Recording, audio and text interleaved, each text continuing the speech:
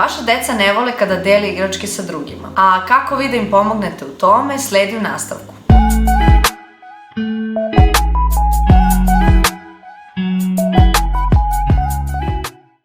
Dobar dan i dobrodošli u naš novi video. Današnja tema jeste kako da naučimo decu da dele. Kada učimo decu da dele, učimo ih o međusobnom odnosu sa svojim drugarima, jer na taj način kada nekome daju svoju igračku, mogu da očekuju i od svojih drugara da će im dati nazad. Zato je važno da naučimo decu da dele stvari, odnosno svoje igračke tokom igre. Kada budu krenuli u jaslici ili u vrtić, ostvarit će pozitivne odnose sa svojim vršnjacima, odnosno sa svojim drugarima. Sada ćemo podeliti neke smernice sa vama kako da naučite dete da deli.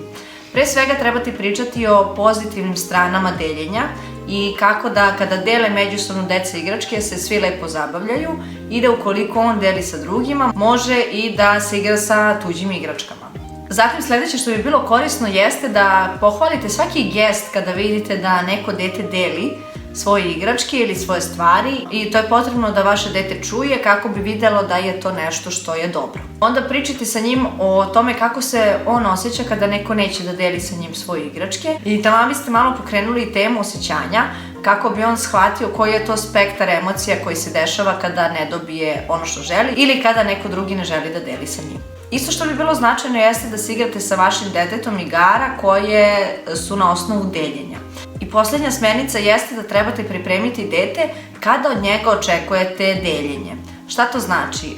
Kada, na primjer, idete kod nekoga u goste, a ponese svoje igračke, kažete mu da je potrebno da podeli to ili ako ponese neki album ili bojanku da treba da podeli sa svojim drugarima koga sretne tamo. Isto tako kada vam dolaze gosti u kuću, bitno je da naglasite da je potrebno da deli svoje igračke. Isto tako je bitno da napomenete detetu da je neophodno da deli svoje igračke u vrtiću sa svojim drugarima i sa svojim vršnjacima kako bi izgradio što bolji odnos. Ponekad naučiti decu da dele jeste malo duži i teži proces. U početku vam se čini kao da vaše dete ne želi da se možda druži sa drugim drugarima iz razloga što ne želi da deli svoje igračke, ali to svakako nije razlog da vi prestanete sa tim druženjem, nego već da uvedete kao praksu da vaše dete vežba i uči mogućnost deljenja. Za decu koje su starije od 3 godine možete uvesti i posledice. U jednom videu smo čak i pričale o posledicama i na koji način možete da ih iskoristite kada su u pitanju stvari koje su slične kao ove,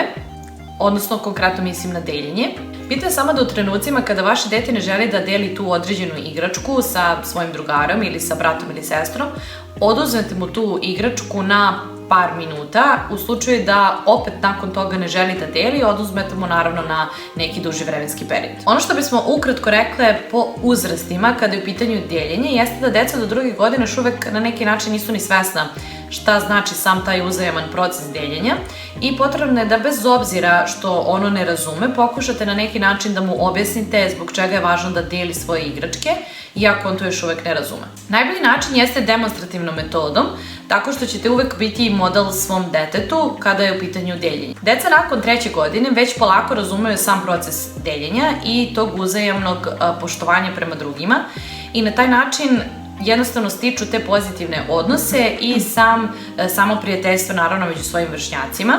Naravno, jako je bitno da pre svega svoje decu savetujete kada god je u pitanju neko druženje koje će prethoditi ili u slučaju kada kreće u vrtić. Samim tim ćete mu samo bliže i bolje objasniti zbog čega je u stvari sam proces deljenja važan, jer će razviti tada osjećaj za druge i jednostavno poštovanje emocija kod svojih drugara. Što se tiče predškolaca, ponekad je stvarno jako teško objasniti im zbog čega je važno da dele svoje igračke, jer oni nekad u nekim momentima ili su previše uzbuđeni ili su nekad čak i uznemireni i u tom momentu nekako osjećaju tu nestrpljivost i ne mogu da sačekaju naravno da podele nešto sa nekim, da li su tu u pitanju igračke ili to u pitanju neka njihova lična stvar, ali je pre svega važno da i mi kao vaspitači, naravno i vi kao roditelji, ih naučimo da poštuje tuđe mišljenje i da poštuje tuđa osjećanja, da ih savetujemo i da im opet budemo model, jer samim tim će imati uvek pozitivan odnos sa svojim najboljim drugarima i sa svojim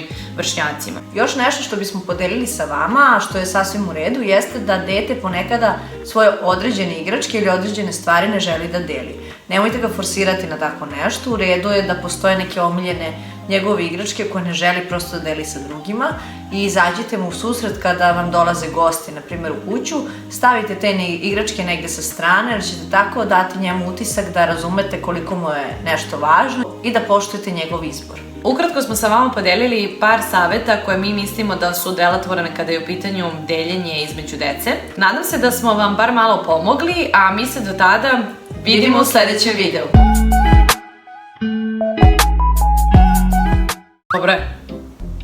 Dobre. Slatkiše.